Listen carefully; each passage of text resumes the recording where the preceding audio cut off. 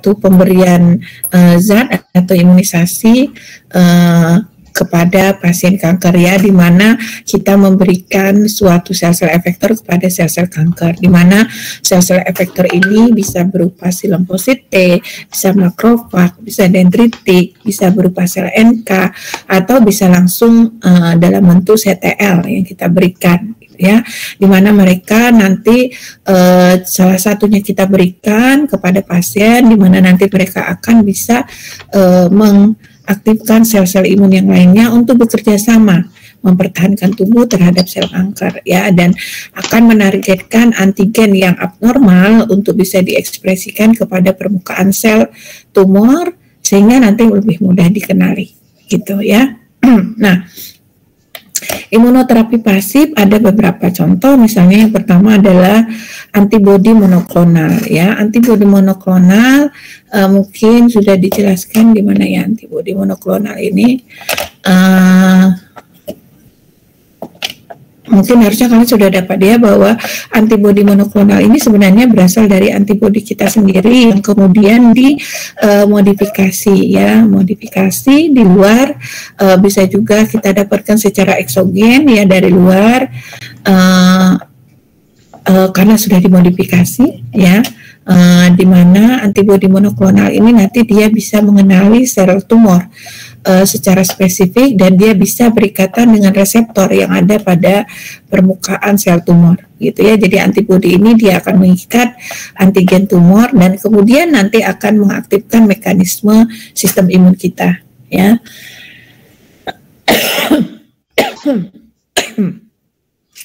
Jadi misalnya antibodi spesifik misalnya ya yang kita kembangkan antibodi monoklonal CD20 atau CD20. Sebentar ya. Bentar saya minum dulu. Kalau sudah batuk ini harus minum ya. Sebentar.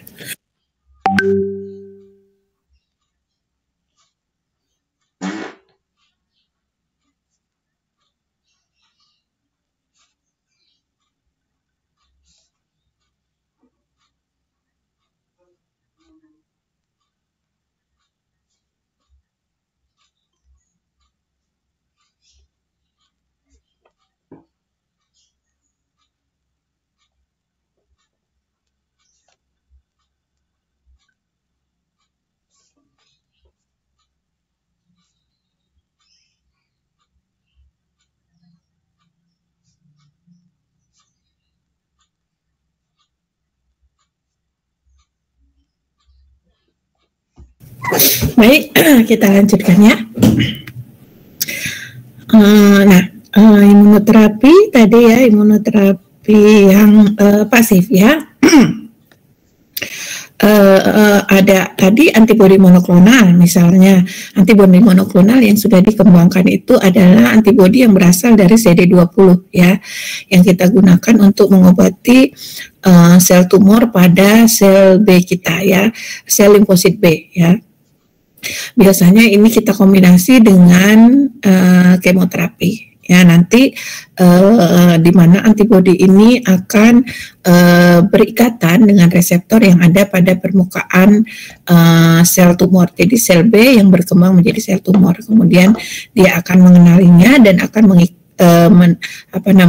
berikatan dengan reseptor yang ada pada permukaan sel tumor. Nah, kemudian nanti pada bagian FC ya, suatu antibodi itu kan kalian sudah pernah ya, ada mungkin waktu belajar hapten atau belajar yang lainnya, antibodi kita itu ada bagian FP dan FAB. FAB biasanya nanti berikatan dengan reseptor, nanti FC-nya berikatan dengan sel lainnya begitu ya. Nah, di bagian FB-nya nanti dia berikatan dengan sel tumor, nanti pada bagian FC-nya nanti dia bisa mengikat atau mengaktifasi sel imun kita yang lain. Jadi misalnya bisa mengaktifkan ADCC begitu ya, bisa mengaktifkan apoptosis, kemudian bisa juga mengaktifkan untuk memberi sinyal kepada sel limfosit T. Jadi nanti sel B yang sel tumor itu sel tumornya akan dihancurkan, sedangkan sel B yang normal akan aktif kembali ya. Setelah pengobatan berlangsung ya, jadi dia akan aktif kembali. Nah, kemudian ada terapi selular adaptif ya. Terapi selular adaptif ini kita menggunakan sel T kita sendiri, sel limfosit T kita sendiri yang kita isolasi dari darah. Jadi ada seorang pasien, misalnya seorang pasien yang menderita kanker. Pasien tersebut kemudian diambil darahnya atau dibiopsi tumornya, atau biasanya lebih sering diambil darahnya. Kemudian karena di dalam darah itu banyak mengandung sel limfosit T yang dia sebenarnya menuju ke sel tumor untuk berusaha jadi setidaknya dia sudah pernah berinteraksi dengan sel tumor gitu ya, walaupun nanti sel tumor itu memberikan sinyal-sinyal untuk menolak kerja dari sel limfosit T. Nah, untuk lebih mengaktifkan sel T, kemudian sel T itu kita ambil yang ada di darah, kemudian setelah itu kita isolasi, yang kita ambil sel T-nya saja, kemudian kita perbanyak di kultur ex vivo atau in vitro. Setelah itu kita beri dia zat pertumbuhan ya, faktor pertumbuhan, bisa berupa interleukin 2 misalnya begitu ya, atau growth hormon dan growth factor yang lain begitu ya. Nah, kemudian setelah dia jumlahnya banyak, sudah cukup begitu ya, kemudian disuntikkan kembali ke pasien. Nah, tujuannya adalah agar limfosit T-nya menjadi lebih aktif dan lebih mampu untuk mengenali sel sel tumornya begitu. Nah, maka dikatakan sel yang diduga itu merupakan sel T sitotoksik, dia akan bersifat spesifik terhadap tumor tertentu ya, yang kemudian dia dapat mengenalinya dan menghancurkannya. Nah, konsep seperti ini kita sebut dengan imunoterapi seluler yang adaptif ya. Kemudian ada reseptor antigen kimerik atau CAR. CART ini reseptor antigen kimerik sel T merupakan sebenarnya bagian dari terapi sel T juga ya, karena antigen reseptor antigen kimerik ini dia memiliki kemampuan untuk mengenali antigen tumor ketika misalnya MHC tidak mampu mengenali, atau si tumornya itu MHC-nya dia mampu untuk menghilangkan MHC begitu kan ya, jadi MHC loss, atau dia juga mampu untuk menyimpan antigennya untuk ada di dalam selnya, jadi tidak dipresentasikan keluar begitu ya. Nah, karena itu kadang sel T tidak akan bisa berikatan kalau MHC-nya tidak ada begitu ya. Maka yang bisa mengenali dan mengikat si tumor itu adalah si reseptor kimerik ini ya, namanya kita sebut dengan antigen kimerik. Reseptor karena dia juga antigen, tetapi reseptornya bisa mengenali antigen si tumor ya, karena dia punya domain sinyal intraseluler tertentu ya, yang spesifik untuk bisa mengenali antigen tumor. Nah, setelah dia berikatan dengan antigen tumor itu nanti baru sel T yang akan bekerja gitu ya. Nah, biasanya secara genetik dimasukkan antigen kimerik ini diberikan kepada sel T pasien ya. Jadi nanti sel T pasien itu bisa mengenali reseptor antigen kimerik berikatan dengan antigen kimerik reseptor. Nanti antigen kimerik reseptor ini yang akan mengenali sel tumornya. Jadi dia sebagai perantara ya. Jadi seperti mak comblang lah begitu ya, kalian punya teman misalnya gitu ya, teman baikmu, nanti teman baikmu itu yang akan mengenal kamu dengan seseorang sehingga kamu bisa lebih mengenalnya begitu ya. Jadi nanti setelah mengenalinya ya mak comblangnya tidak perlu bekerja, nanti langsung saja begitu kan ya, yang saling bersangkutan bekerja begitu. Begitu juga antigen kimerik ya, jadi dia diikat dulu dengan sel T, nanti setelah si antigen kimerik membantu mengenalkannya kepada sel tumor, nanti sel T langsung bekerja kepada sel tumor ya. Nah, jenis ini yang kita berikan kepada beberapa jenis leukemia, begitu ya, termasuk salah satunya thalassemia. Nah, itu tadi yang pasif. Sekarang yang aktif. Yang aktif di mana salah satu bentuknya adalah vaksinasi. Ya, vaksinasi ini bisa berupa misalnya salah satu cara untuk bisa merangsang imunitas terhadap tumor ya. Jadi vaksinasi pasien dengan sel tumor atau antigen sel tumor pasien itu sendiri. Ya, jadi antigennya kita berikan kepada pasien yang menderita tumor tersebut sehingga nanti antigennya itu pasti akan berikatan dengan sel tumornya sehingga nanti sel tumornya itu dipresentasikan oleh antigennya dipresentasikan oleh sel tumor, nanti sistem imun kita yang akan mengenali antigen tumornya, gitu ya. Atau dengan cara lain dengan tadi ya vaksinasi berupa sel dendritik. Ya, jadi sel dendritik dari pasien penderita tumor tersebut, ya ini kan sifatnya orang yang satu dengan orang yang lain berbeda ya. Jadi kadang ini sifatnya itu personal. Personal itu maksudnya jadi pasien tersebut menderita tumor begitu ya.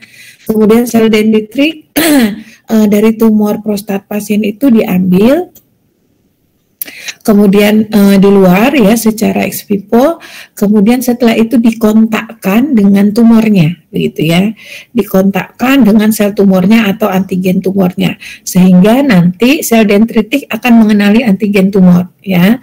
Nah setelah itu setelah dikontakkan diisolasi lagi, dikembangkan dengan faktor pertumbuhan, kemudian setelah itu baru nanti kita suntikan lagi ke pasiennya. Ya, yang kita suntikan itu sudah berupa tumor antigen pulse dendritic cell. Jadi sel-sel yang nanti bisa mengenali antigen tumor karena yang diberikan adalah sel dendritik yang sudah benar-benar mengenali sel tumor. Ya, nah jadi ketika kita masukkan, nanti sel dendritik tersebut akan berkembang dan akan memberikan kemampuan untuk bisa mengenali sel tumor. Gitu ya. Nah, ini juga terjadi pada hepatitis B dan hepatitis C ya, tapi hepatitis B dan C itu untuk pencegahan, untuk yang TAPD ini itu digunakan untuk mengobati ya, yang untuk kanker prostat. Nah, berikutnya yang aktif imunoterapi aktif berikutnya itu adalah penghambatan checkpoint ya. Kenapa checkpoint ini harus dihambat? Kenapa? Karena pada suatu waktu tadi sudah saya katakan sistem imun kita itu bisa ditolak kerjanya oleh sel tumor. Jadi ketika dia sudah mampu mengenali sel tumor gitu ya, maka dia akan menuju ke sel tumor, tapi kemudian sama sel tumor dia memberikan sinyal ke sel T untuk berhenti bekerja begitu ya. Nah, maka untuk berhenti bekerja maka ini begitu ya, si sel limfosit T kita akan manut, dia akan berhenti bekerja dan tidak, walaupun dia sudah ketemu dengan sel tumornya, tapi karena ada sinyal tersebut ya sel limfosit T kita akan diam-diam saja begitu ya, dia tidak akan menghancurkan sel tumornya. Nah ini ya, checkpoint inhibitor ini adalah obat yang digunakan untuk membantu sistem imun kita dalam merespons sel kanker ya, dengan mengganggu kemampuan sel kanker untuk menghindari serangan sistem kekebalan tubuh dengan cara dengan prinsip strateginya adalah memblok sinyal penghambat normal untuk limfosit T ya. Jadi sel limfosit T kita itu diberi sinyal penghambat untuk bekerja oleh sel tumor. Nah itu yang harus dihambat begitu ya. Nah jadi kita saat ini sudah menemukan suatu antibodi ya yang bisa bekerja terhadap CTLA-4. Jadi CTLA-4 si pemberi sinyal ini akan diikat oleh antibodi sehingga sistem imun kita, sel limfosit T kita tetap bisa bekerja pada sel kanker begitu ya. Jadi pada intinya CTLA ini tetap memberikan sinyal begitu ya, tetapi sinyalnya itu CTLA itu diikat oleh antibodi. Jadi diikatnya bukan oleh sel limfosit T, sehingga yang menerima sinyal adalah antibodi. Antibodinya tidak bekerja, tetapi sel limfosit T kita yang bekerja terhadap sel kankernya, gitu ya. Itu adalah penghambatan checkpoint. Jadi penghambatan sinyal yang memaksa sistem imun kita berhenti bekerja. Kalau checkpoint itu biasanya adalah sinyal-sinyal. Jadi tubuh kita itu memberikan sinyal-sinyal kepada sel imun untuk bekerja terhadap sel-sel kanker ya. Nanti ada beberapa elemen sistem imun ya. Sistem imun kita itu banyak sekali. Jadi harus ada sinyal atau transduksi sinyal yang dilepaskan untuk bisa mengaktifasi mereka, gitu ya. Nah, ini contoh salah satu imunoterapi pasif tadi ya. Jadi sel T diambil dari pasien, kemudian dikembangkan dan dikultur. Setelah dikultur baru dipindahkan ke manusia, sehingga nanti sel T kita menjadi lebih aktif begitu ya kepada sel tumor gitu. Kemudian tadi ada juga antibodi monoklonal spesifik ya, antibodi monoklonal spesifik yang kita kembangkan di luar, kemudian kita masukkan sehingga nanti yang mengikat si sel tumor itu adalah antibodi ya. Nanti antibodi ini akan mengikat pada ujung ini FC-nya, ini FAB-nya mengikat sel tumor. Nanti FC-nya akan memberi sinyal kepada elemen-elemen imun kita yang lain untuk datang dan menghancurkan sel tumor, begitu ya. Adila. Oke, yang berikutnya. Tadi blokade checkpoint ya. Jadi blokade checkpoint ini tadi juga antibodi ya, berupa antibodi monoklonal yang spesifik untuk menghambat sinyal begitu ya, menghambat reseptor atau sinyal. Jadi ditransferkan ke antibodi, maka jadi ini ya, ini adalah kita sebut saja sebagai CTLA4 ya.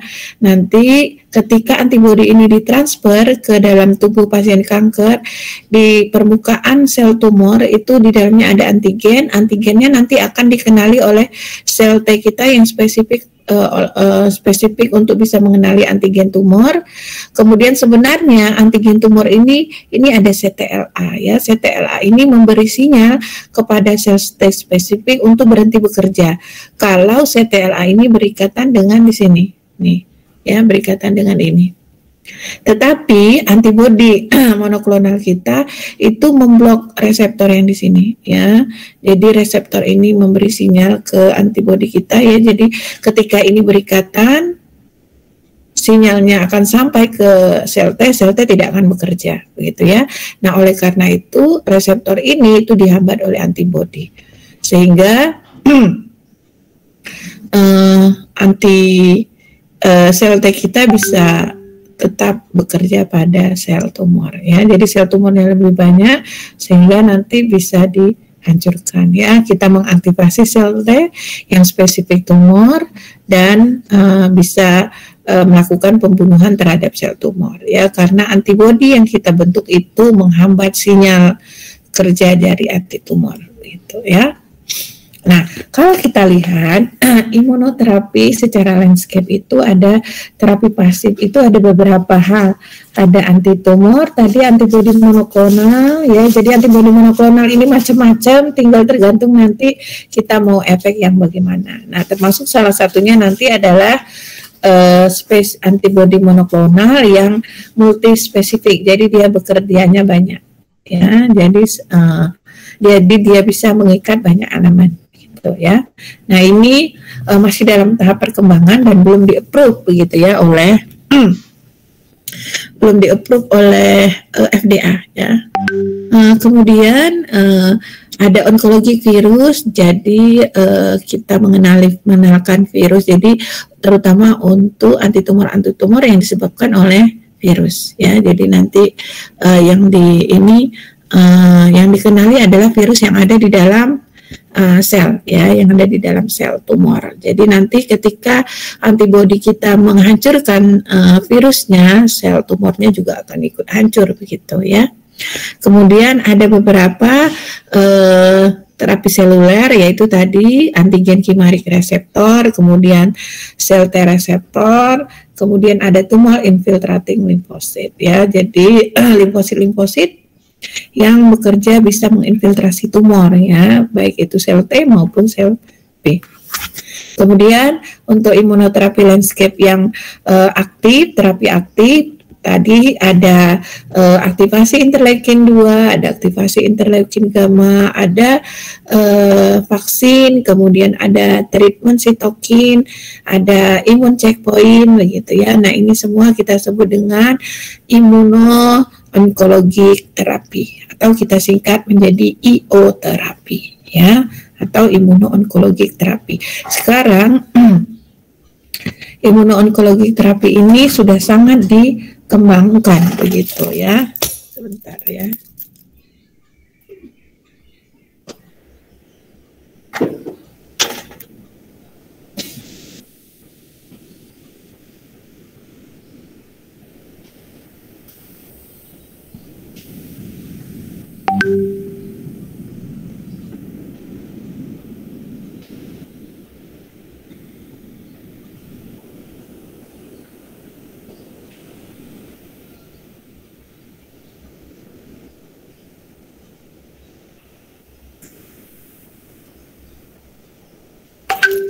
Oke, nah kemudian imunoterapi tadi bisa bekerja sendiri-sendiri, ya, bisa kita menggunakan terapi aktif, bisa menggunakan terapi pasif, atau kita menggunakan kombinasi terapi, baik terapi aktif maupun terapi pasif kita gunakan semuanya. Kemudian biasanya imunoterapi ini juga dikombinasikan dengan terapi anti kanker yang lain. Bisa misalnya dengan radiasi atau dengan kemoterapi ataupun dengan yang lain ya, misalnya after surgery misalnya ya, itu bisa kita berikan imunoterapi ini. Jadi tidak hanya pengobatan ini dulu, baru ini tidak ya, bisa kita berikan secara bersamaan begitu ya. Nah, kalau kita lihat tadi pasif terapi yang awal tadi kan ada antibodi monoklonal ya. Antibodi monoklonal ini sebenarnya kita bisa bagi menjadi naked antibody dan conjugate antibody. Naked antibody itu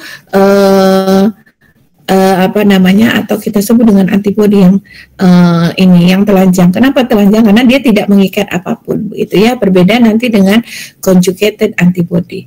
Nah, naked antibody itu ketika dia menempel pada sel tumor ini, dia menempel pada reseptor yang ada pada permukaan sel tumor, pada bagian Fc-nya akan memberikan sinyal untuk terjadinya aktivasi apoptosis. Ya, jadi untuk mengaktifkan kembali apoptosis. Ketika apoptosis ini aktif pada sel tumor, maka sel tumor nanti akan memprogram dirinya sendiri untuk melakukan penghancuran, begitu ya, mematikan dirinya sendiri, begitu. Nah, kemudian naked antibody juga bekerja untuk memberikan sinyal pada growth hormone untuk berhenti bekerja ya. Jadi dia menghambat sel-sel untuk berhenti berkembang. Jadi menghambat pembelahan sel begitu ya. Itu efeknya salah satu. Kemudian naked antibody itu juga bisa mampu memberi sinyal kepada atau mengaktifasi munculnya komplement ya. Jadi komplement terutama pada sel tumor tersebut ya. Jadi komplement akan datang dengan bantuan faktor kemotaktik mungkin ya. Jadi dia datang, kemudian di sel tumor ini komplement akan teraktivasi dan akan muncul C1q kompleks. Ya, kalian ingat bahwa C1q kompleks ini adalah mulai terjadinya komplement pada jalur klasik ya. Kemarin ada 3 jalur, ada jalur klasik, ada jalur alternatif, dan ada jalur lektin. Tetapi yang bekerja di sini karena yang aktif itu adalah C1q, maka nanti dia akan mengaktifkan C1R dan C1S. Nanti C1R dan S akan mengaktifkan C4 dan C2. C4 dan C2 akan mengaktifkan C3 konvertase ya. C3 konvertase nanti akan mengaktifkan C5 sampai dengan C9, akhirnya akan mengaktifasi terjadinya MAB atau membran attack kompleks. Nah, jika itu terjadi pada sel tumor, maka sel tumornya juga akan bocor dan lisis, dan kemudian dia akan hancur atau mati, ya. Nah, kemudian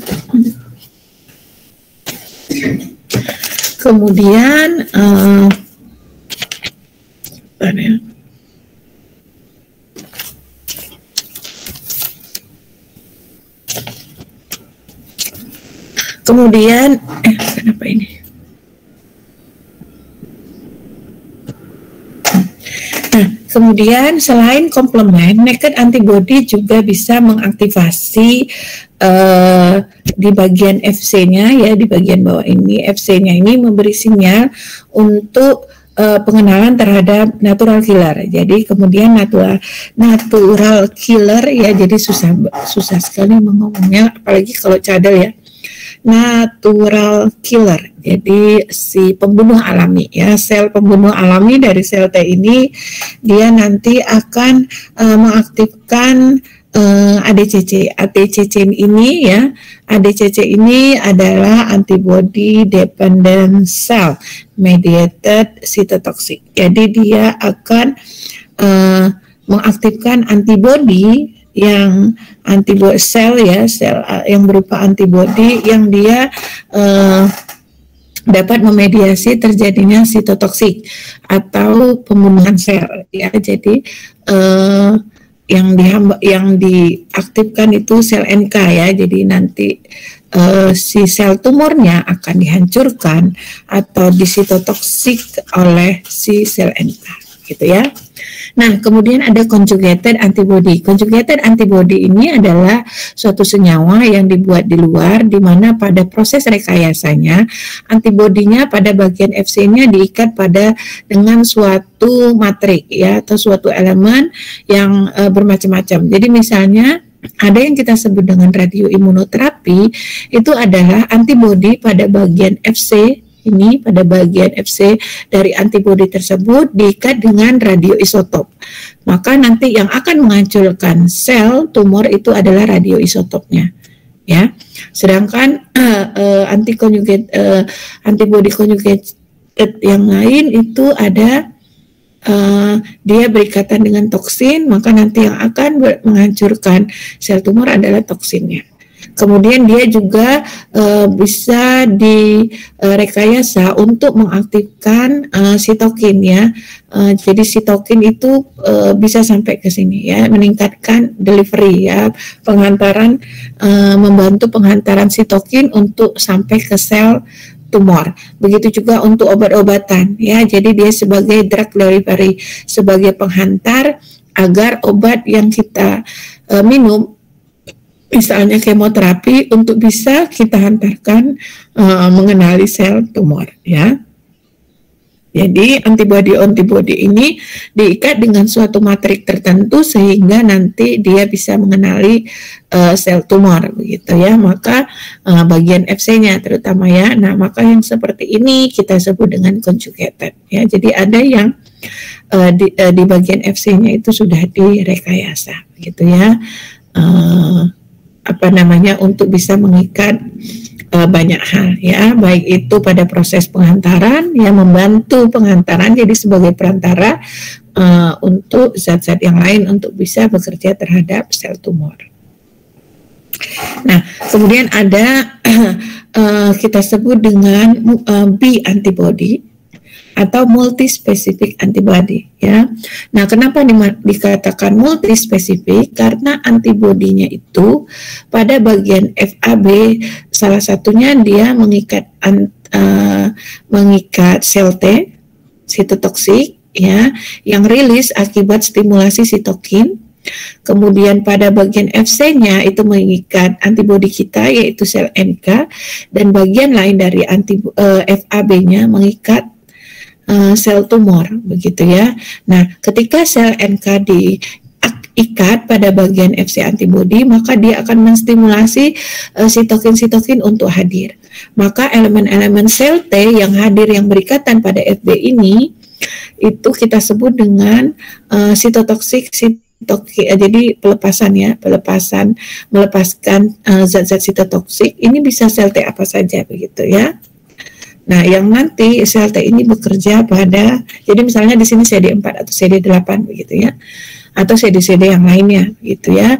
Nah, dia bisa mempengaruhi sel tumor gitu ya. Nah, sel NK tadi dengan proses ADC yang tadi sebelumnya ya, dia juga akan bekerja kepada tumor untuk menghancurkan sel tumor ya. Jadi keuntungan dari pasif terapi ini ya, dia sangat toksik sehingga dia benar-benar mampu menghancurkan sel tumor.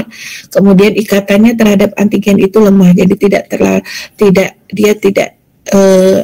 jadi tidak hancur begitu. Sel imun kita tidak ikut rusak begitu ya. Dan dia tidak terlalu yang penting dia berikatan, tetapi tidak harus berikatan yang kuat dengan afinitas tinggi begitu ya, tidak. Kemudian dia juga bisa mengaktifasi sel T kita yang lain ya. Jadi sel T kita itu bisa banyak ya, bisa T helper 1, T helper 2, mengaktifkan CD8, CD4, kemudian sel T regulator, kemudian sel T sitotoksik, kemudian sel limfosit T dan lain sebagainya. Ya, jadi aktivasi sel T kita begitu ya. Tapi ini masih dalam proses penelitian sampai sekarang ya, jadi belum digunakan terhadap pasien. Nah, kemudian ada tadi chimeric antigen reseptor ya, chimeric antigen reseptor terhadap sel T itu secara genetik engineered. Jadi ini adalah, jadi kita mendesain genetik yang mana sel ini kita ya, sel imun kita. Jadi sel T kita ambil dari darah, kemudian kita isolasi, kemudian sel T-nya kita aktifasi untuk kemampuan ekspansi ya, transduksi ekspansinya, jadi bisa nanti diikat dengan antigen reseptor T, kemudian setelah itu dikembalikan ke pasien. Sehingga nanti di pasien dengan bantuan CART ini itu sistem imun kita benar-benar bisa mengenali sel tumor begitu ya, dengan mengaktifasi cascade ini ya. Jadi sitokin rilisnya lebih banyak dan sel yang mati juga lebih banyak. Nah, tetapi ini hanya spesifik terhadap pasien tertentu ya. Jadi ketika kita lakukan kepada pasien lain dengan menggunakan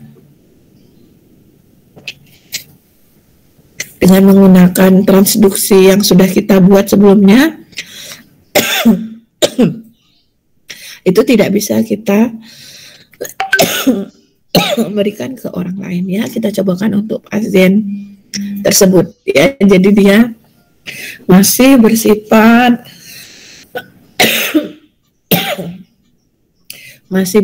ini ya, personal.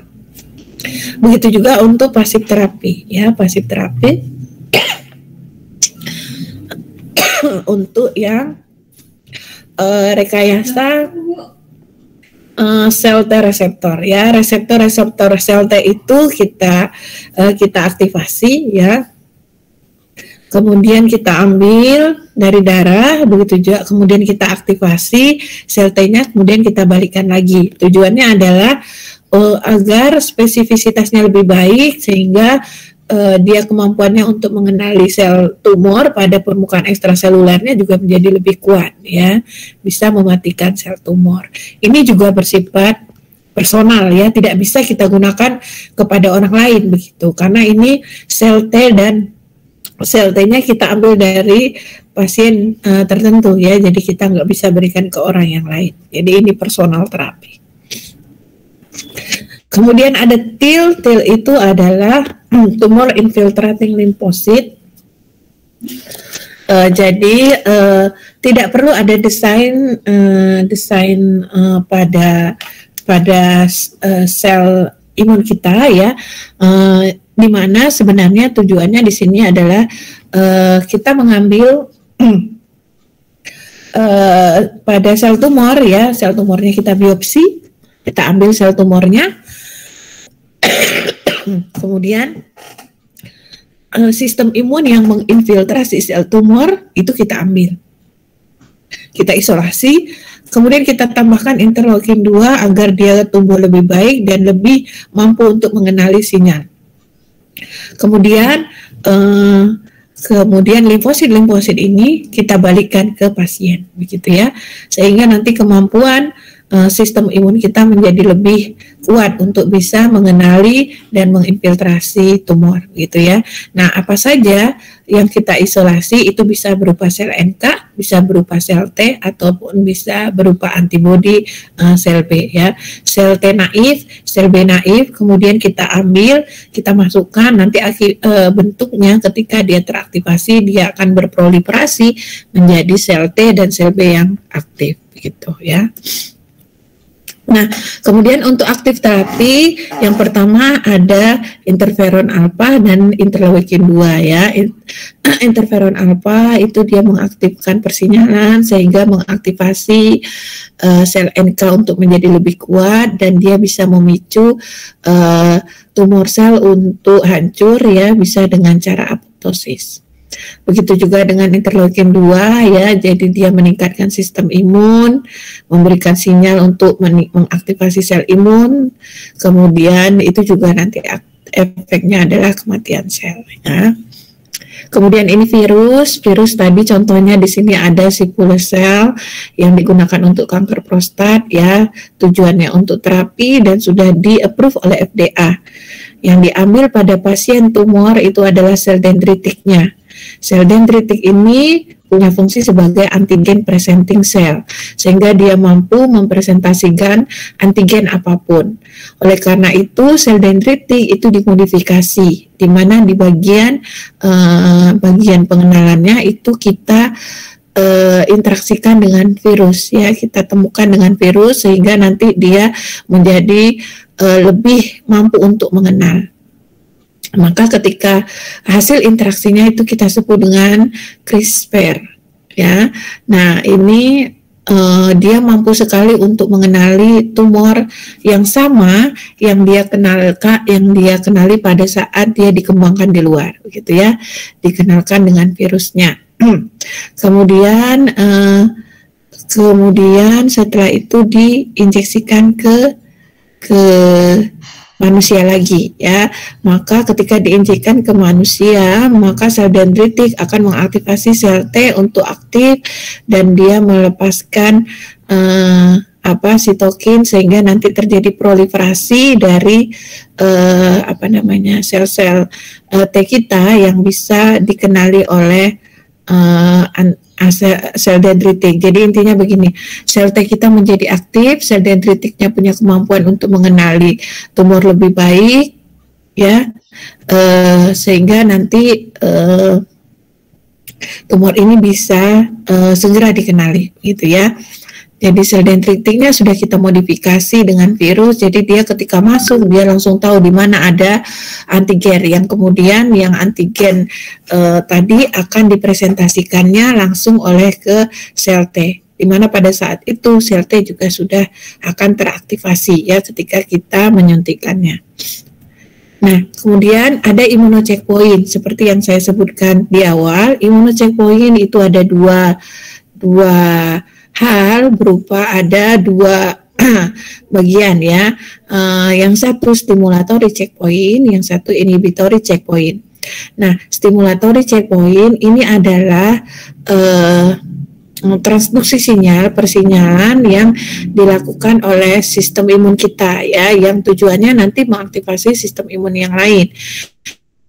Misalnya ada HOS misalnya, begitu ya, reseptornya, nanti yang molekulnya itu adalah B7RP1 misalnya, atau CD134, nanti yang mengenalinya adalah CD252, sehingga sistem imun kita menjadi lebih aktif ya, jadi ini intinya adalah komunikasi sel ya, komunikasi sel imun. Jadi ketika ada antigen, elemen-elemen ini saling berkomunikasi, begitu ya.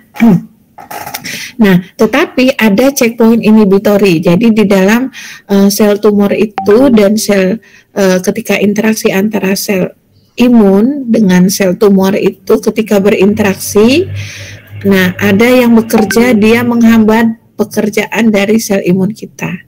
Ya, misalnya ketika reseptor PD1 itu berikatan dengan ligan dari molekul PD1 atau PDL2, maka dia nanti akan menghentikan kerja dari sel limfosit T, sel imun kita menjadi berhenti bekerja. Kemudian ada CTLA4 yang diterima oleh CD80 atau 86 ya. Jadi ketika reseptor ini dan molekulnya itu aktif, maka sistem imun kita akan berhenti bekerja ya. Nah, jadi contohnya ini adalah aktivasi sinyal ya, aktivasi sinyal ketika CD138 berikatan dengan CD252, maka persinyalan akan menjadi aktif. Sinyal ini akan mengaktifkan ZAP cascade sehingga nanti sel T menjadi aktif. Ketika sel T aktif, sitokin akan merilis interleukin 2 dan interferon gamma yang akan mengaktifkan sel-sel imun kita yang lain sehingga terjadi kematian sel ya. Tetapi ada juga yang ini inhibitory checkpoint ya. Inhibitory checkpoint ini jadi misalnya PD1 atau CTLA4 ya, ketika dia saling berinteraksi dengan sistem imun kita ya, pengikatan MHC2 dengan TCR ini reseptornya, ini MHC-nya. Ketika mereka aktif maka dia akan memberikan sinyal untuk menghambat sistem imun. Oleh karena itu sinyalnya tadi ditahambat ya. Jadi penghambatan sinyal ini akan mengaktifkan juga cascade.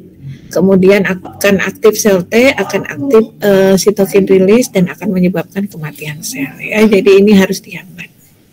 Nah, itu adalah bagian dari konsep atau prinsip dari imunoterapi. Jadi sekarang bagaimana perkembangannya ya sudah banyak digunakan, cuman saya tidak tahu untuk perkembangannya di Indonesia itu bagaimana ya, karena memang tidak ada mungkin hanya ada sedikit info tentang penggunaan imunoterapi ya. Mungkin kalau kalian cari-cari jurnal mungkin juga sudah ada ya yang digunakan di Indonesia untuk imunoterapi ini begitu ya. Cuman memang belum cukup dikenal begitu. Atau mungkin biayanya terlalu mahal gitu ya, karena ini kebanyakan berupa personal treatment begitu ya. Nah, dan juga biasanya di Indonesia lebih ke menggunakan kemoterapi begitu ya. Dan ini ya, jadi bisa langsung dilihat begitu. Kalian bisa lihat di jurnal atau di artikel apakah sejauh mana imunoterapi yang terjadi di Indonesia ya.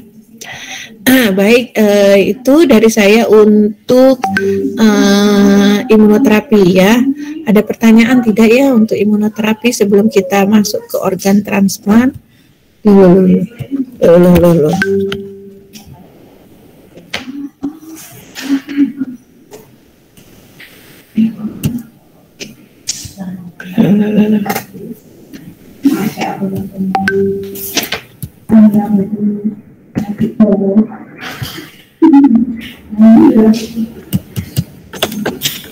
Kok tidak mau? Maaf ya sebentar ya teman-teman. Oke, baik. Ada pertanyaan? Untuk imunoterapi?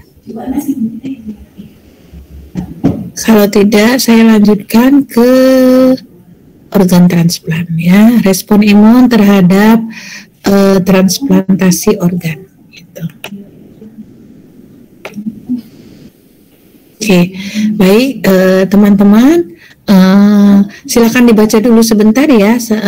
Saya tinggal sebentar soalnya saya mau swab sebentar ya. Sebentar saja, mungkin 10 menit atau 5 menit ya. Jadi mohon ditunggu sebentar. Sebentar ya. Silakan dipelajari dulu ya.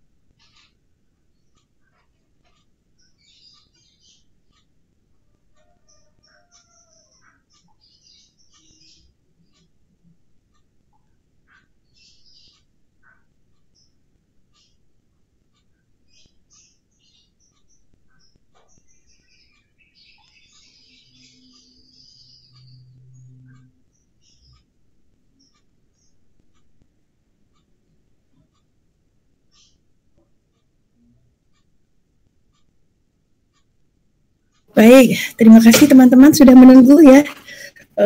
Ini saya habis di swab, jadi hidungnya masih agak ngilu ya. Baik, kita mulai saja ya. Ya Bu. Lanjutannya untuk respon imun terhadap transplantasi organ ya.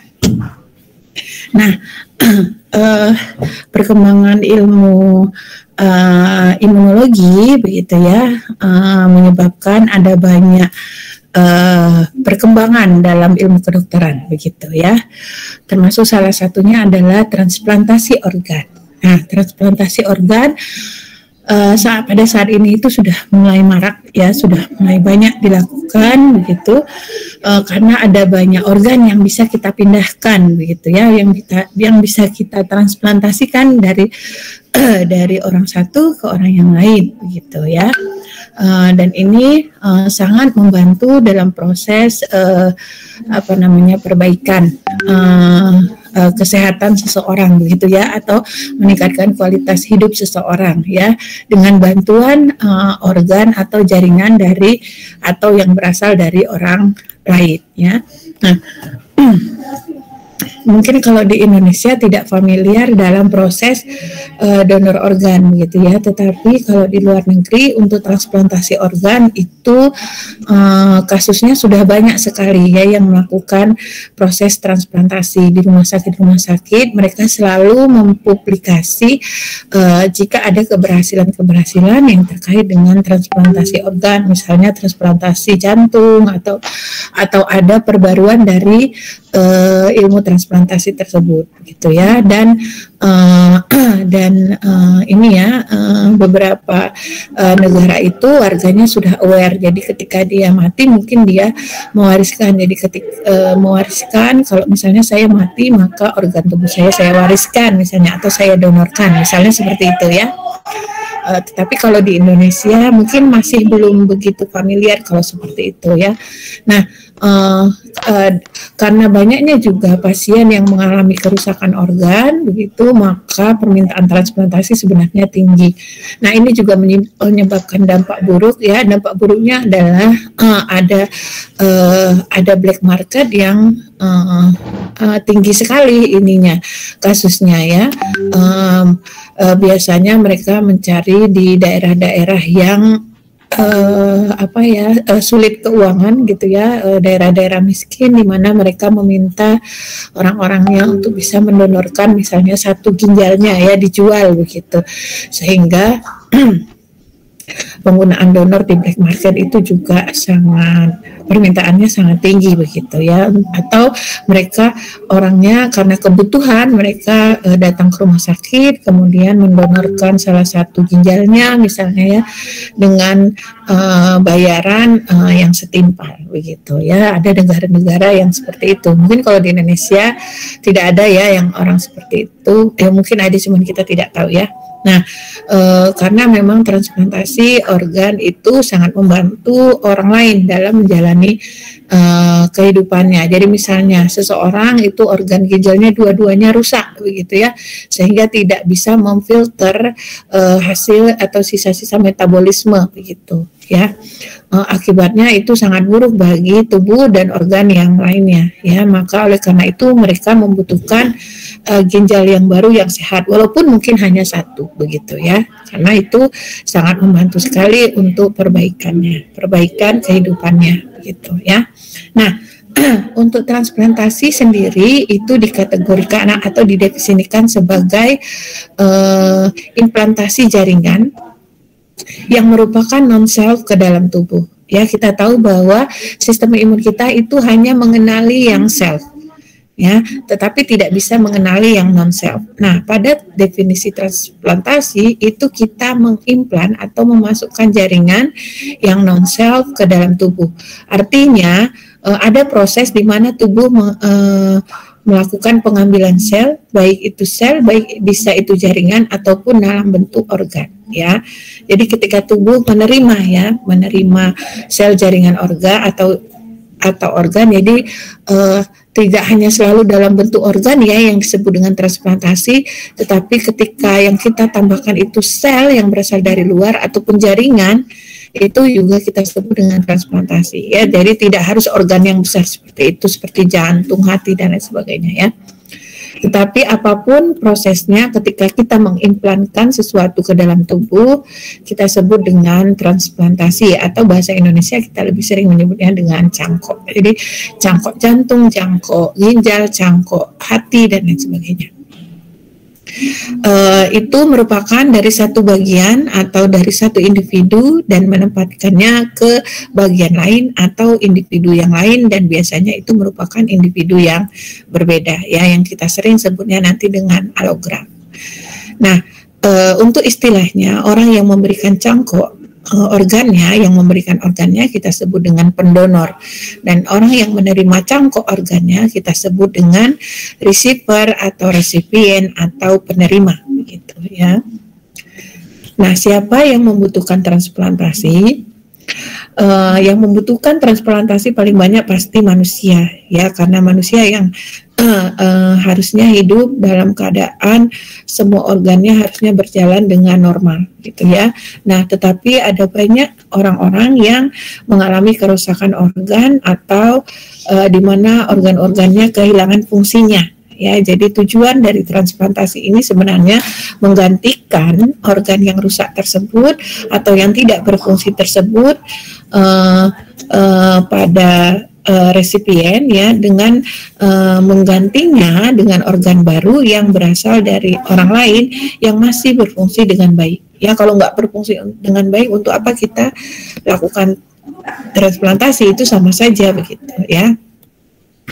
Nah, selama ini kita lihat bahwa kalau kita lihat di kita segi tinjau dari pendonornya ya, ada banyak organ yang bisa didonorkan, mulai dari hati, jantung, kemudian paru-paru, kemudian pankreas, ginjal, kemudian intestin, kemudian kulit begitu ya, dan lainnya begitu ya, termasuk darah. Itu sebenarnya kalau kita menerima donor gitu ya, cuman karena kalau darah itu sudah terlalu sering, biasanya kita menyebutnya sebagai transfusi saja ya.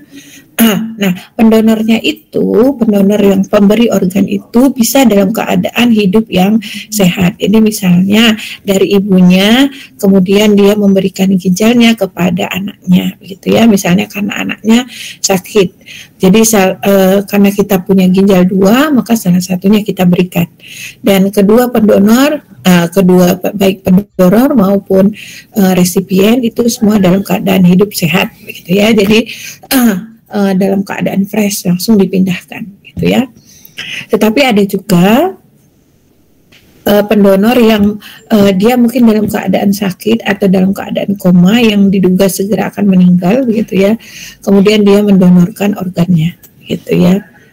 Kemudian ada juga, dan kebanyakan adalah donor-donor itu diambil dalam keadaan meninggal. Jadi misalnya ada orang yang sakit begitu ya, tetapi organnya, ada organ-organ tertentu di tubuhnya yang masih sehat begitu ya. Nah, kemudian begitu setelah dia dinyatakan meninggal, maka kemudian organ-organnya langsung diambil sesuai dengan organ apa yang dia wariskan. Itu akan segera diambil dan kemudian dipindahkan ke orang yang membutuhkan gitu ya. Nah, masalah apa yang sering terjadi pada transplantasi? Masalahnya ada pada perbedaan genetik. Perbedaan genetik, orang yang satu dengan orang yang lain memiliki genetik yang berbeda gitu ya, sehingga penyusun jaringan organ itu juga baik imunitas itu juga secara genetik kita berbeda ya, antara orang yang satu dengan orang yang lain. Nah, kita biasanya mendapatkan genetik merupakan perpaduan antara kedua orang tua begitu ya. Nah, kalau kita dengan orang yang lain dia punya orang tua yang berbeda, sehingga kemungkinan besar terjadi reaksi penolakan itu menjadi besar gitu ya, karena reaksi imun kita pasti menolak ketika ada benda asing ya, walaupun itu juga sama-sama jantung atau sama-sama ginjal, tetapi itu punyanya orang lain gitu ya, yang genetiknya ketika dilahirkan berbeda dengan kita. Ya, jadi reaksi penolakan tidak hanya dalam bentuk organ ya. Jadi ketika sel atau jaringan dimasukkan ke dalam tubuh juga biasanya akan ada penolakan gitu ya. Tapi lebih besar reaksi penolakan terjadi itu adalah pada jaringan dan organ gitu ya. Nah, oleh karena itu untuk bisa menerima organ yang berasal dari luar gitu ya, untuk menghindari reaksi penolakan atau reaksi respon imun yang berupa reaksi inflamasi berat ini, maka kita perlu memanipulasi sistem imun. Ya, karena biasanya kalau kita tidak memanipulasi sistem imun akan terjadi penolakan, ya, akan terjadi rejected, ya. Nah, ini biasanya akan sangat fatal bagi pasien karena harusnya pasien mendapatkan organ baru yang sehat, malah dia akan mendapatkan organ baru yang rusak. Mungkin kerusakannya bisa lebih berat daripada organ lamanya, begitu ya. Nah, itu akan sangat buruk bagi pasien, begitu ya. Nah, bagaimana jadinya cara untuk memanipulasi sistem imun? Salah satunya adalah kita memberikan obat penekan respon imun, ya.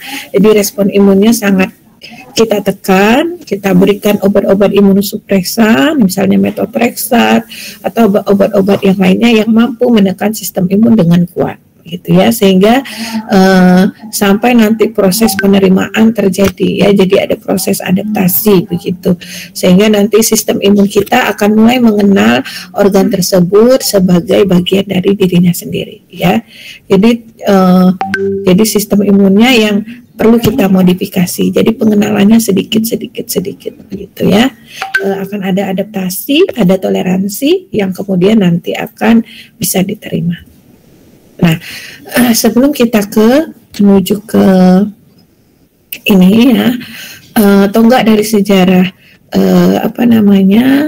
transplantasi itu juga berasal dari legenda ya. Jadi ketika ada suatu legenda yang dia mentransplantasikan jantungnya antara orang satu orang yang lain begitu ya, itu menjadi inspirasi bagi kalangan kedokteran untuk bisa melakukan itu, untuk merealisasikannya begitu ya. Nah, itu sudah dimulai sejak lama, baru mulai ada perkembangan dengan baik sesuai dengan perkembangan teknologi dan semakin majunya ilmu kedokteran ya, yang kita sebut dengan kedokteran modern, dimulai di abad ke-18 ya, jadi 1900-an berapa gitu ya. Nah, itu mulai berkembang, apalagi ketika terjadi Perang Dunia Kedua ya, Perang Dunia I, Perang Dunia II itu kedokteran juga melakukan perkembangan yang besar di bidang transplantasi ya. Jadi karena ada banyak orang yang terluka, ada banyak orang yang kehilangan sebagian organnya begitu ya, sebagian tubuhnya dan lain sebagainya. Nah, pelaksanaan pertama itu adalah yang dilakukan pada transplantasi adalah menggantikan luka bakar berat yang terjadi pada pilot-pilot ya, yang pada Perang Dunia Kedua, kemudian dicobakan dengan menggunakan jaringan kulit yang berasal dari pasien lain ya, yang sudah mati begitu ya, kemudian diambil dan dipindahkan begitu. Ternyata penolakan jaringannya terjadi besar-besaran ya, terjadi inflamasi besar-besaran pada pilot yang diobati begitu ya. Kemudian dia juga melakukan langsung beberapa jenis transplantasi ya. Jadi kalau kalian sekarang itu kadang orang-orang yang dipenjara begitu ya, itu dijadikan untuk percobaan kadang ya, yang ditangkap atau musuh yang ditangkap itu dijadikan sebagai percobaan begitu. Maka ada banyak sekali rumah sakit zaman dulu begitu ya, atau penjara-penjara yang dijadikan tempat percobaan. Tapi kemudian karena terjadi banyak penolakan, akhirnya para peneliti mulai berpindah, tidak melaksanakannya pada manusia langsung, tetapi menggantinya dengan menggunakan hewan coba dulu, begitu ya. Karena pada zaman dulu, karena keadaan perang, maka sulit sekali mencari hewan coba, begitu ya. Tetapi karena itu tidak manusiawi dan melanggar hak asasi, maka peneliti lebih banyak menggunakan hewan uji untuk melakukan penemuan-penemuan berikutnya tentang transplantasi, ya. Karena ketika reaksi inflamasi berat yang terjadi ketika terjadi reaksi penolakan, itu bisa juga menyebabkan kematian, ya. Jadi itu sangat berat gitu. Nah, sehingga ya pada tahun 50-an, tahun 40-50-an, karena sudah ditemukannya dan sudah diketahui juga banyak ilmu tentang imunoterapi yang sudah berkembang, kemudian sudah diketahui juga tentang spesifisitas dan memori yang ada pada sel imun kita, ya, terutama pada limfosit. Pengetahuan tentang imun ini menyebabkan perkembangan eksperimental, ya, terhadap hewan uji untuk transplantasi ini. Mereka melakukan pengujian terutama pada tikus, ya, karena kalau kelinci untuk mendapatkan jumlah banyaknya lama, maka mereka menggunakan tikus yang ukurannya paling besar dibanding dengan mencit, begitu ya. Nah, kemudian mereka menggunakan dengan berbagai galur, ya. Ada dengan galur yang sama, galur murni, ada juga yang galurnya berasal dari galur campuran, begitu ya, dengan mengawinkan antara galur A dengan galur B, maka nanti akan dapat tikus yang hibrid yang memiliki genetik dari galur A dan galur B, gitu ya. Untuk mengetahui sejauh mana reaksi penolakan ini bisa berlangsung, ya, dan bagaimana untuk mengetahui sifat gen, ya, yang mengendalikan reaksi penolakan tersebut, ya, karena biasanya gen yang bisa menolak transplant itu diekspresikan pada semua jaringan, gitu ya. Jadi kita harus tahu bagaimana bentuk yang diekspresikan pada jaringan tersebut. Nah, kemudian ini yang dilakukan oleh peneliti pada saat itu, ya, mereka mengujikan tikus dari strain A, kemudian dilakukan transplantasi, kemudian diberikan kepada tikus lain yang masih dalam strain yang sama, galur yang sama, ya, walaupun spesiesnya sama, tetapi galurnya juga sama, begitu ya. Kemudian ternyata tidak terjadi penolakan, begitu ya. Tetapi ketika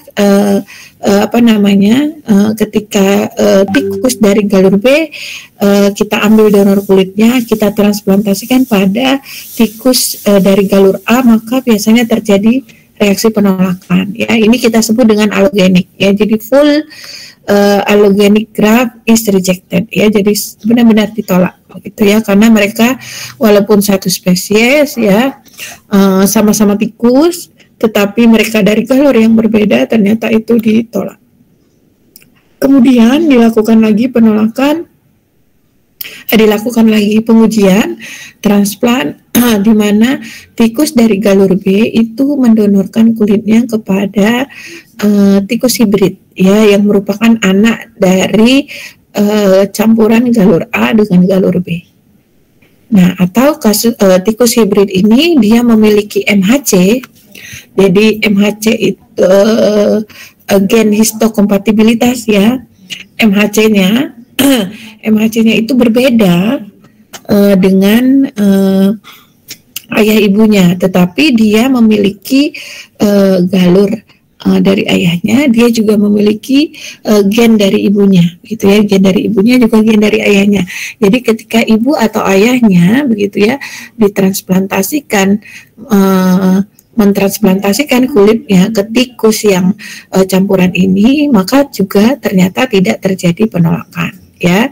Jadi jika kita mentransplantasikan jaringan dari orang tua strain ini, itu biasanya tidak ditolak oleh tikus hibrid. Tetapi kebalikan, jika tikus hibrid ini kemudian mendonorkan misalnya jaringannya kepada tikus dari galur yang galur yang murni, baik itu donor strain A atau strain B, itu biasanya ditolak.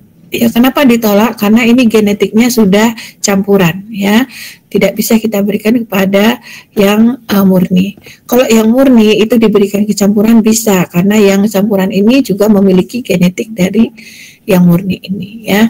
Nah, ternyata hasil penelitiannya seperti itu, gitu ya. Nah, bagaimana kalau kita mau melakukannya pada benar-benar pada galur yang benar-benar berbeda, kemudian bagaimana bentuk penolakannya? Kita lakukan ada first and second set allograft rejection, jadi penolakan pada spesies yang berbeda, ya, pada galur yang berbeda, bukan spesiesnya sama, galur yang berbeda. Jadi ketika ada galur A kita berikan ke galur B, begitu ternyata pada hari ketiga ternyata belum terlihat adanya penolakan, ya.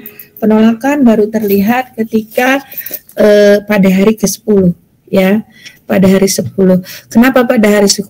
Biasanya pada hari 10 itu vaskularisasinya sudah berjalan dengan biasa. Jadi antara pembuluh darah bagian yang donor bagian yang diimplankan dengan tubuh kita itu sudah menyatu, begitu. Jadi biasanya pada first set rejection atau penolakan yang pertama itu pada hari 10 itu terjadi penolakan.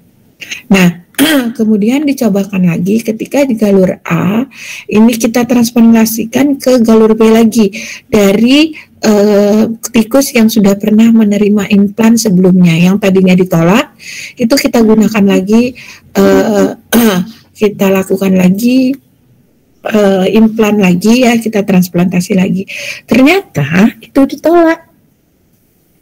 Ternyata tujuannya kenapa digunakan tikus ini lagi. Jadi ketika kita sudah pernah mensensitasi hewannya, apakah dia kemudian bisa menerima, begitu ya. Jadi ada proses sensitasi. Ternyata sensitasi tikus yang strain B yang sudah kita pernah sensitasi sebelumnya dengan jaringan dari strain A ternyata masih menolak. Dan penolakannya ini reaksi penolakannya itu sudah muncul pada hari ke-3, gitu ya. Jadi sistem imun kita malah lebih cepat untuk bisa mengenali organ asing tersebut, ya, antigen asing yang masuk tersebut. Nah, ini kita sebut dengan second set rejection. Nah, kemudian bagaimana bila strain B itu sensitasinya adalah dengan kita memberikan darah dari tikus yang sudah pernah tersensitasi, gitu ya. Jadi tikus yang sudah disensitasi atau diimplan 2 kali yang masih mengalami percobaan, darah yang ini yang sudah dilakukan percobaan, darahnya diambil diberikan ke strain B, tikus strain B yang lain, disuntikkan, dia disensitasi, begitu ya. Kemudian kita transplant lagi dari galur A, ternyata masih ditolak, begitu ya. Nah, ini juga kita sebut dengan second set rejection. Nah, ini membuktikan bahwa ternyata untuk proses transplantasi untuk bentuk alograf atau pada orang yang berbeda, begitu ya, ekstrapolasinya begitu ke manusia itu pada orang yang berbeda biasanya akan terjadi penolakan. Penolakannya itu bisa berjalan lambat, terutama pada first rejection, tetapi akan menjadi lebih cepat ketika pada second rejection, gitu ya, pada penolakan yang kedua. Nah, tapi penelitian dan pengujian dan perkembangan imunologi terus terjadi, sehingga di tahun 1954 begitu ya, ada seorang dokter di Amerika sana, mereka mampu untuk berhasil untuk mentransplantasikan ginjal. Nah, setelah transplantasi ginjal ini berhasil, ilmu yang ilmu-ilmu yang diperoleh dari Joseph Murray itu dipublikasikan, sehingga semua dokter di dunia bisa mengetahui bagaimana proses transplantasi itu bisa berjalan dengan sukses begitu ya, sehingga ilmu ini terus berkembang, percobaan terus berlangsung sehingga pada tahun 1960-an sudah ada terjadi keberhasilan pada transplantasi liver dan pankreas begitu ya. Nah, operasi ini membuktikan kalau para dokter di masa itu benar-benar berusaha menyelamatkan nyawa ya.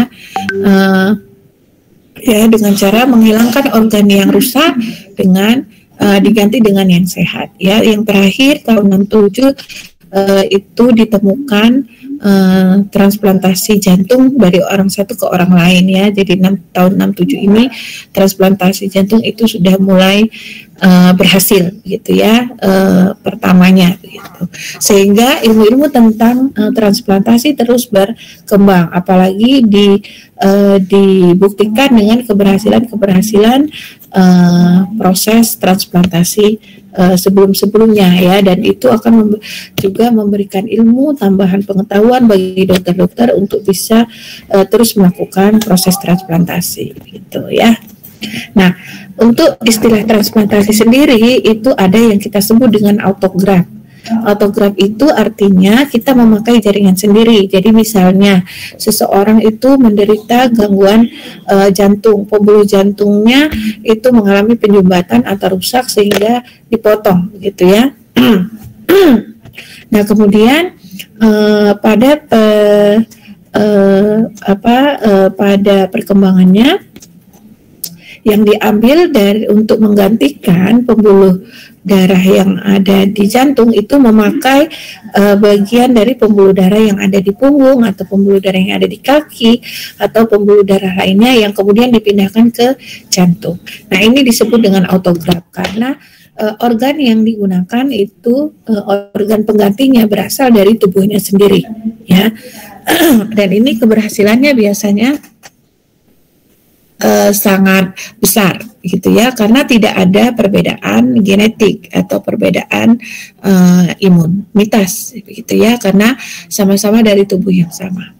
Begitu juga dengan isograf atau singenik ya. Singenik ini biasanya ketika kita memindahkan organ dari donor yang sama secara identik ya, kemudian di mana secara genetik dan secara imunitas antara donor dengan resipien itu memiliki sama begitu ya, genetiknya sama ya. Ini kembar monozigot dan ini biasanya hanya terjadi bisa dilakukan pada manusia yang memiliki kembar identik ya, jadi kembar monozigot begitu ya. Jadi ininya sama, template genetiknya itu sama gitu ya. Kemudian ada yang alograf atau alogenik. Nah, ini yang terjadi pada banyak orang, yaitu di mana donor dan resipien berasal dari spesies yang sama-sama manusia, tapi secara genetik kita berbeda. Jadi misalnya rasnya, sukunya kita juga galurnya kan banyak ya, sangat berbeda gitu. Kemudian yang masih jarang itu adalah xenograf atau xenogenik, di mana donor dan resipien berasal dari spesies yang berbeda, misalnya tikus dan manusia atau monyet ke manusia. Nah, itu belum itu pasti ditolak karena kita spesies saja kita berbeda.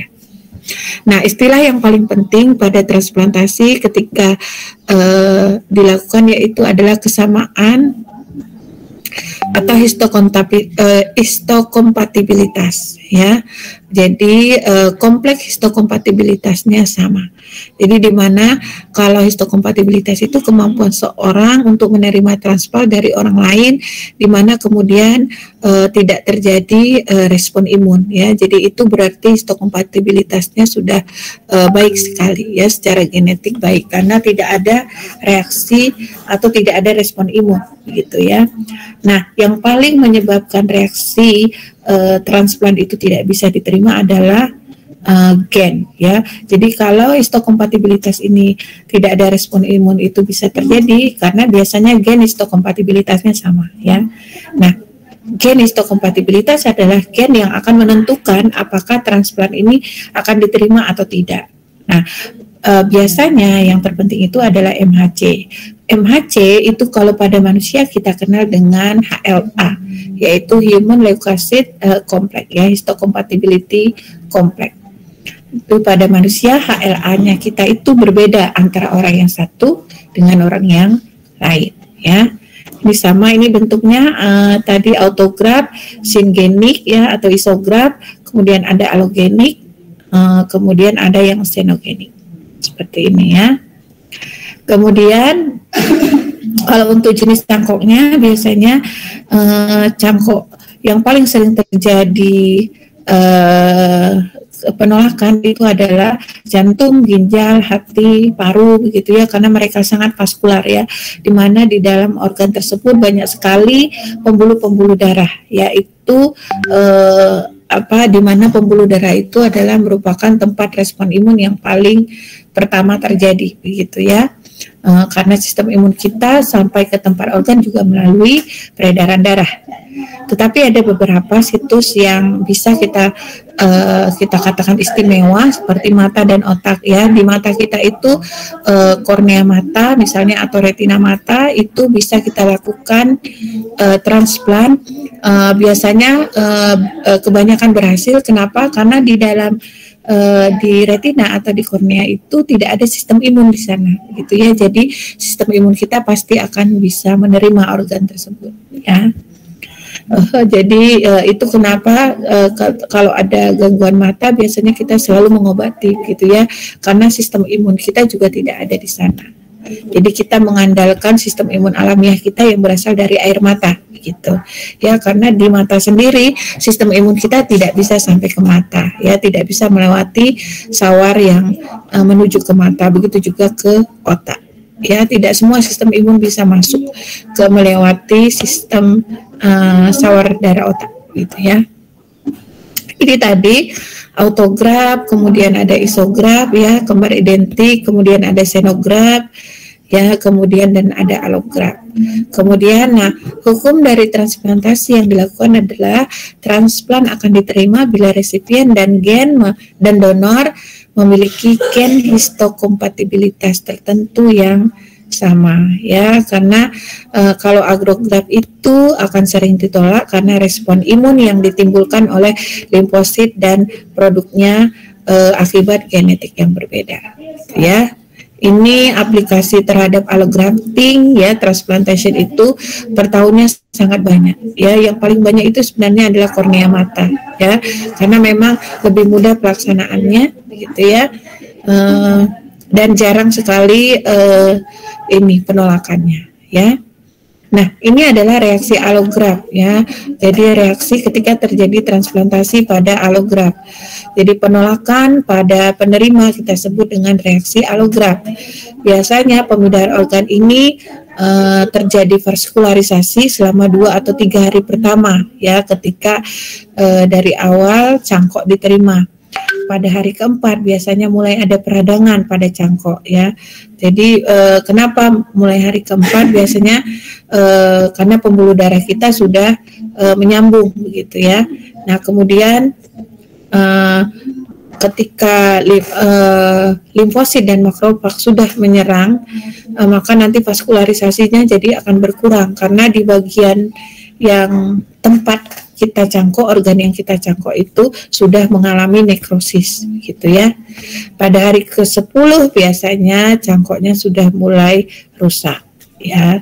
Nah, biasanya yang paling awal terjadi ini adalah reaksi inflamasi, begitu ya. Nah, ini bentuknya. Ini kalau allograf ketika kita menerima jaringan, ini autograf, ya, yang berasal dari sendiri.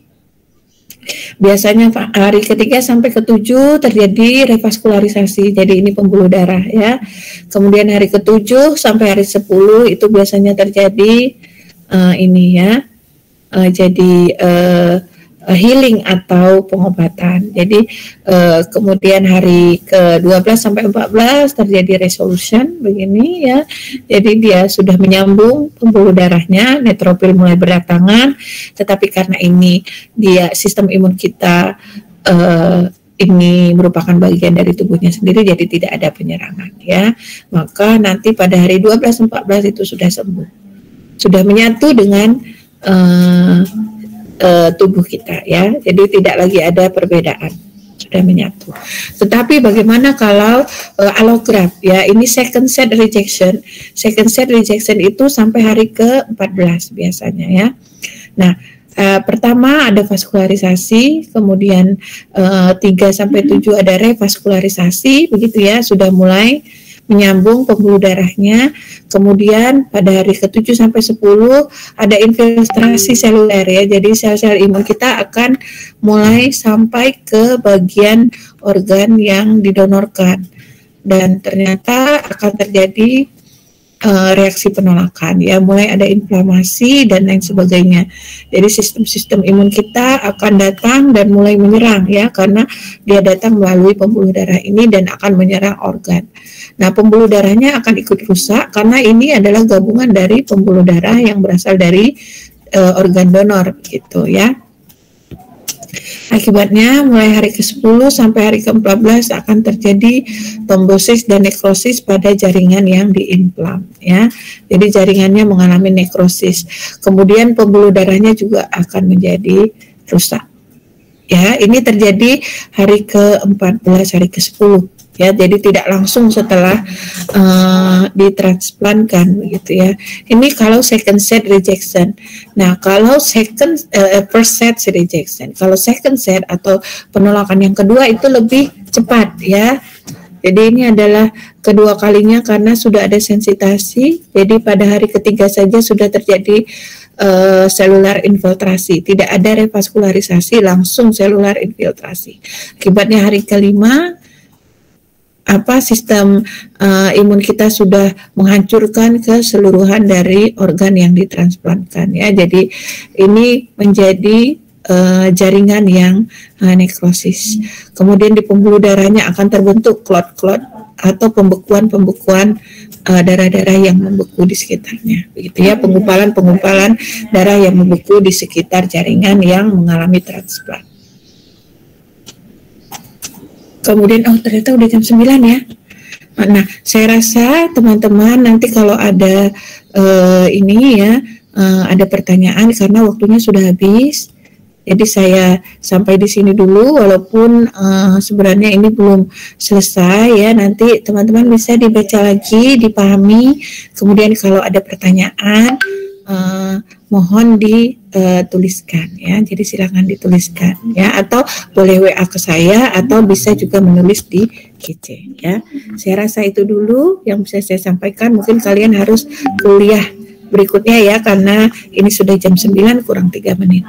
Itu saja dari saya. Terima kasih, sampai ketemu di lain waktu. Selamat pagi. Wassalamualaikum warahmatullahi wabarakatuh. Selamat pagi Bu. Waalaikumsalam warahmatullahi wabarakatuh. Terima kasih Bu. Ya, sama-sama, saya lihat dulu ya. Terima kasih Bu.